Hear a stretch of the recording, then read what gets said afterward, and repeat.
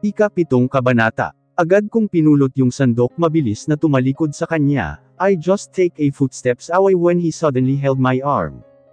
Baby, please mag-usap tayo, he said using his lower voice na animoy isang anghel yun pala nag-umapaw yung sungay niya. Hindi ako sumagot, pumiksi ako sa pagkakahawak niya sakin, pero hindi niya pa rin ako tinantanan. Bitaw. I glared at him. Kumukulo talaga yung dugo ko sa tuwing nakikita ko yung pagmumukha niya. Let's talk first, please. Napaatras siya nang pinalo ko siya ng sandok sa ulo, sunod ay sa dibdib niya dahil, sobrang nainas ako ayokong makita yung pagmumukha niya. Umalis ka dito, ayaw kitang makita. Hindi ka ba nakakaintindi? Ayoko sayo. He froze as I said that. Nakita ko pa kung paano gumalaw yung panga niya. Kulang pa yang palo ko sa lahat ng pananakit pambababoy niya sakin. Ang dapat nga sa kanya ay pinapakuluan habang buhay pa. Baby, ano bang gusto mong gawin ko ha? Just tell me. Pinagsisihan ko na lahat ng nagawa ko but please don't hurt me like this. Please kahit itaboy mo ako ng paulit-ulit magpupumilit pa rin ako. Alam kong likas na yan sayo. Ang pagiging makapal ang mukha. Pinagsisihan mo man o wala na akong pakialam, pwede mong makita si Renz makausap pero wag mo akong guluhin. Tapos, imbes na magluto ay hindi ko natuloy dahil sa pambubulabog na ginagawa niya. Parang sasabog ako sa tindi ng inis. Makita ko lang yung pagmumukha niya o dumampi lang yung balat niya sa balat ko ay tila gusto kong magwala. I hate his look. I hate his walk. I hate the way he talked and I hate everything on him. God knows how I hate him. Naabutan ko si Rose na papyunas-punas ng mata na patitig siya sakin, nahihilo ako paulit-ulit kong hinimas yung dibdib dahil sa tindi ng emosyon na nararamdaman ko. Halo-halong sakit inis na hindi ko maipaliwanag. Napapikit ako dahil tila yumanig yung buong kwarto. Hey Nicole, are you okay? You look so pale. Nag-aalalang tanong niya agad na lumapit sakin. Nahihilo ako, tinakbo ko kasi yung hagdan. Bakit mo kasi tinakbo baliw Karen eh? Gusto ko sanang barahin siya mag-open ng topic about sa kung anong meron sila ni Tres pero agad na lang akong napatakbo ng banyo. Napaubo ako sa kanapaduwal, napahigpit yung paghawak ko sa bowl muling dumuwal. God, what happened to you? Nag-aalalang sabi niya habang hinihimas yung likod ko. Nang wala na akong mailabas ay nanghina na lang ako bigla. Hey, napano ka? Bigla ko na lang naalala yung kinain kong pinya pagkagising ko. Natakam kasi ako nang makita ko sa fruit tray, na parami yung kain ko which is mali dahil maraming acid ito. Nasobrahan ata ako sa pagkain ng pinya pagkagising ko kasi yun agad yung kinain ko. Gosh, di ka na nag-iisip na kapag napasobra na yung kain mo nun ay maaari ka ring magkalbam, ilang pinya ba kinain mo? 4 na pakunot noo siya sakin na patitig. Seriously, hindi mo naman paborito yun. Daig mo pa ang buntis, tumayo ka na nga dyan. Napakabog naman bigla yung dibdib ko dahil sa sinabi niya. No, hindi na ako papayag pa na magbubunga na naman ulit ang kahayupang ginawa ng hayop na iyon. Oh God, di ko kakayanin. Please wag naman sana. Imbes na bumuti yung pakiramdam ay bigla na lang umiba yung modo ko, ninas ako sa isiping baka buntis ako, but no, hindi ganito yung pakiramdam ko nang ipinagbubuntis ko si Renz. No, alam kong dahil talaga sa kinain kong pinya kaya ako nagsusuka kanina. Paglabas ko ng banyo ay wala na si Renz sa kama, dahil bukas yung pinto ay narinig ko ang boses niya sa labas, hindi naman kataasan yung hagdan pero natatakot pa rin ako para sa kaligtasan ng anak ko. 6 na baitang lang yun pero baka naman kung mapano siya. Renz, magdahan-dahan ka, mabilis kong saway sa kanya hinabol siya pero natigilan ako nang tumili na lang siya bigla. Daddy, oh why are you so wet? Nothing, I just want to visit you. Sabay titig niya sakin kaya agad akong tumalikod. Bakit hindi pa siya umalis? No, sabi ni mama magkakasakit ka kapag basa ka. Come here, bihis ka muna daddy. Rinig kong pag-uusap nila mula sa baba dahil malapit lang yung kwarto sa hagdan. Ba't ka pumasok dito ng ganyan? May pahintulot ka mula sa may-ari ng bahay na ito. Narinig kong saad ni Tres sa kanya. Hindi ikaw ang pinunta ko dito. Just shut up. Galit na sabi niya, talaga bang nagbabangayan sila sa harap ni Renz? Bago ka umalis pakituyo ng dinaanan mo wala akong maid dito. It's not my problem. Napairap na lang ako dahil sa kagaspangan ng ugali niya. Magkaibang-magkaiba talaga sila ni Trez. Makapal nga talaga yung mukha niya dahil nagawa niya pa talagang magstay, parang ayoko nang bumaba pero sobrang nagugutom na ako, para akong mababaliw dahil wala akong makausap. Hindi kasi nagkikibuan sina Trez Rose.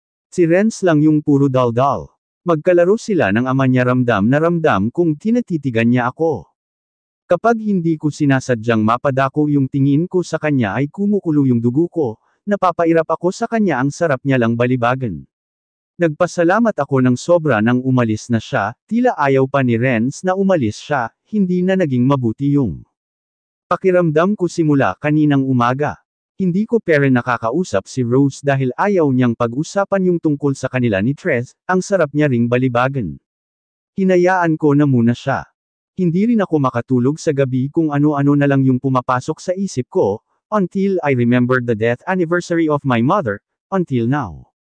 Namimiss ko parent siya, kaya kailangan ko siyang dalawin sa probinsya, walang taon na hindi ko ginagawa ito. I value my mother so much kaya tuwing death anniversary niya ay dinadalaw ko yung puntod niya. Madaling araw na akong gumising ang bigat ng pakiramdam ko, nahihilo na naman ako, hindi na talaga maganda yung kutob ko nabubuweset ako. Ayokong nang mabuntis pa sa halimaw na yun. Pero pagbaba ko ng hagdan ay nandun siya nakaupo sa sala habang nakakarga si Ren sa kanya, may bulaklak sa gilid niya hindi ko alam kung sinong patay yung aalalayan niya ng bulaklak. Mama, good morning. Look dinalhan ako ni daddy ng toys. At saka I have a new shoes bigay daw ni grandma. Napatango ako sa kanya binati lang siya ng good morning saka dumiretso sa kusina. Talagang manang-mana ang Terence na yun sa ugali ng ina niya. Mahilig magbigay ng suhol para lang gumaan yung loob ng anak ko sa kanila. But I can't blame them kadugo sila ni Renz pero galit pa rin ako sa kanila. Nicole napakunot-no ako na patigil sa pag-inom ng tubig nang marinig yung boses niya. Ang kapal lang ng mukha niya para sundan ako dito. Nilangon ko siya handa ng singhalan nang makita kong may bitbit siyang bouquet.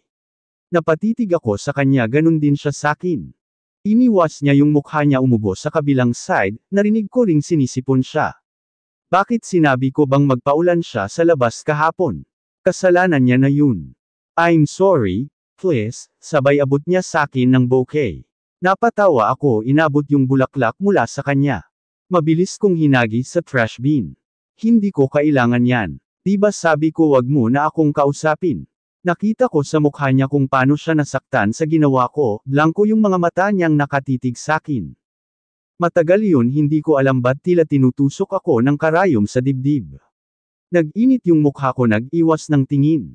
Agad akong naglakad palabas ng kitchen na tigilan ako nang makita si Trez sa pinto na nakasandal habang nakatingin sa amin.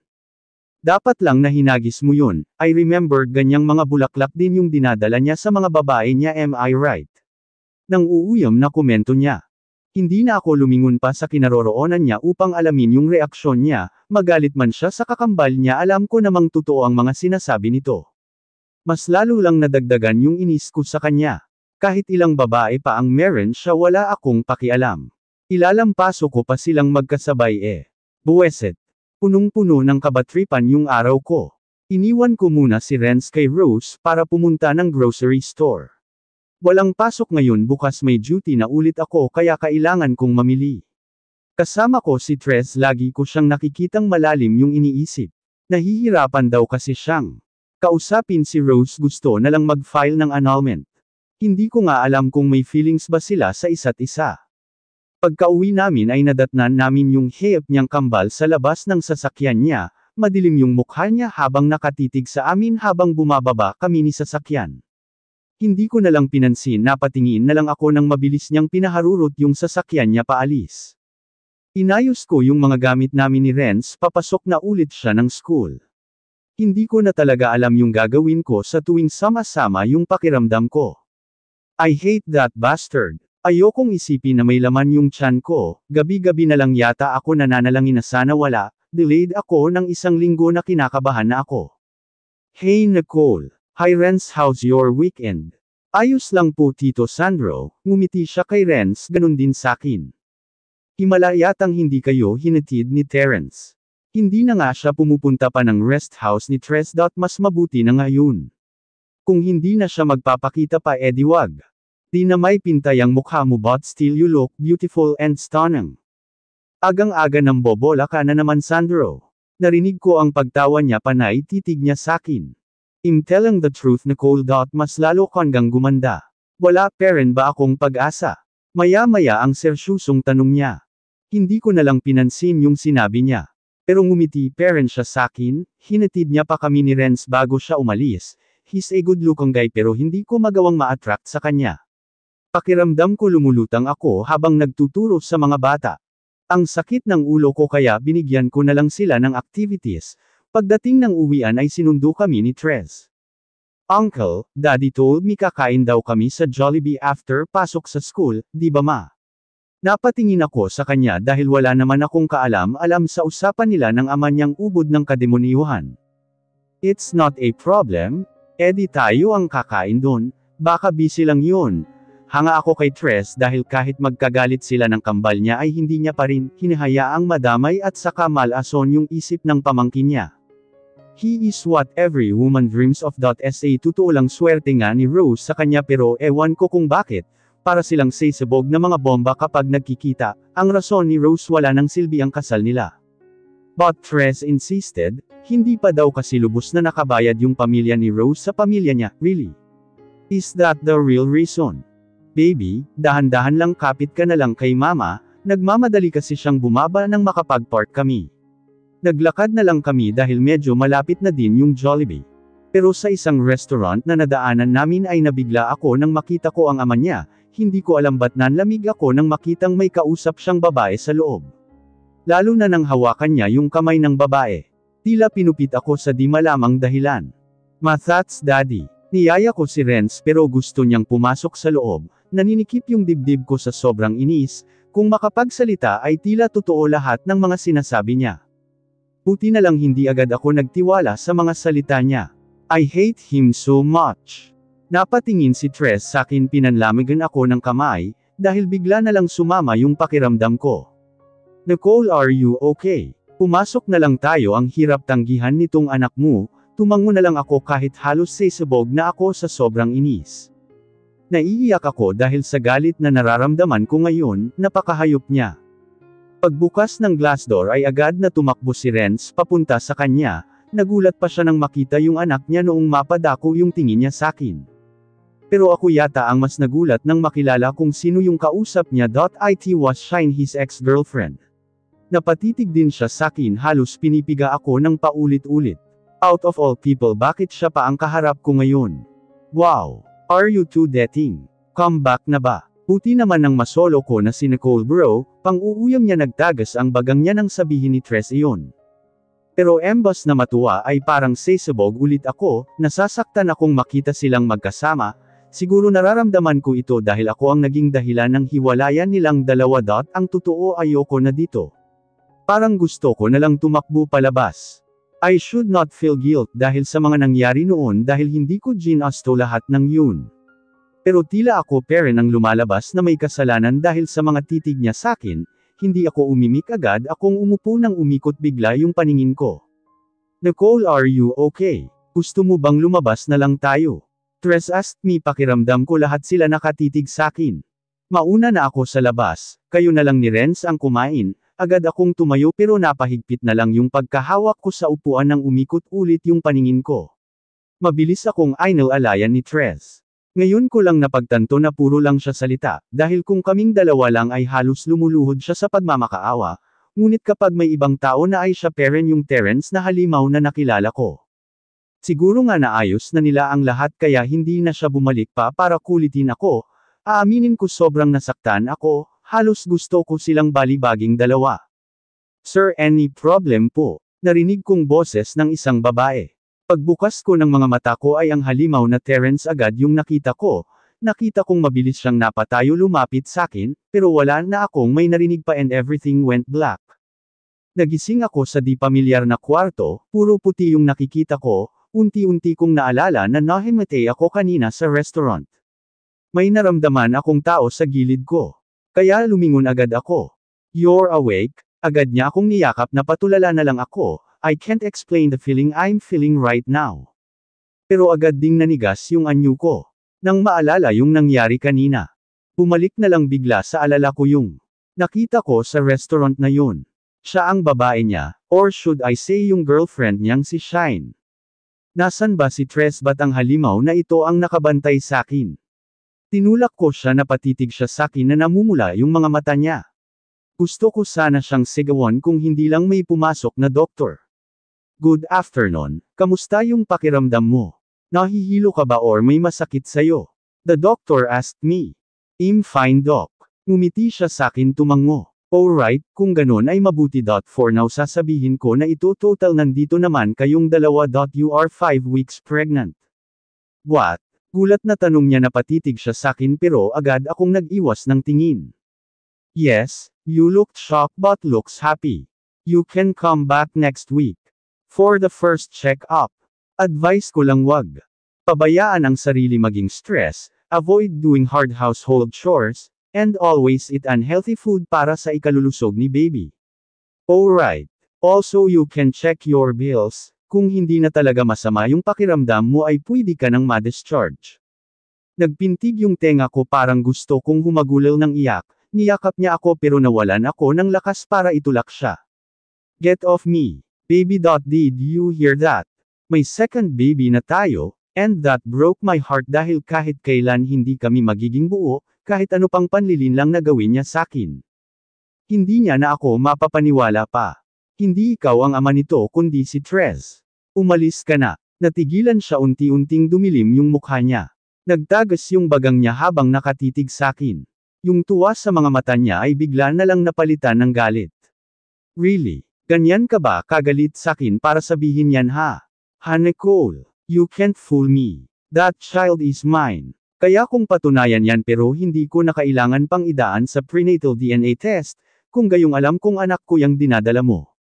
Hindi ko alam kung guni-guni ko lang na halos gusto niyang maiyak sa harap ko.